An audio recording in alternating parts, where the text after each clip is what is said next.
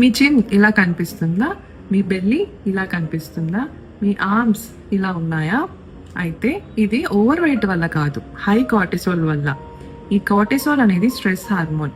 బాడీని ఎప్పుడు కామ్ అవ్వాలి, ఎప్పుడు పానిక్ అవ్వాలి అనేది చెప్తుంది.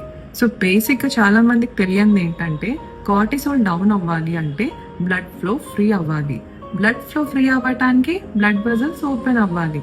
ఇవి ఓపెన్ అవ్వటానికి బాడీలో ఒక మెయిన్ కాంపోనెంట్ హెల్ప్ అవుతుంది, అది నైట్రిక్ ఆక్సైడ్. ఆల్సో ఏజ్ పెరిగే కొద్దీ నైట్రిక్ ఆక్సైడ్ ప్రొడక్షన్ అనేది బాడీలో తగ్గిపోతూ ఉంటుంది. సో దీనికి ఏంటి సొల్యూషన్? సింపుల్, ఒక మోస్ట్ న్యాచురల్ వే ఉంది. ఏంటంటే బీట్రూట్ లో నైట్రేట్స్ ఉంటుంది. సో దానివల్ల బ్లడ్ వెజల్స్ ఓపెన్ అయ్యి బ్లడ్ ఫ్లో ఫ్రీ అవుతుంది, కార్టిసోల్ తగ్గుతుంది.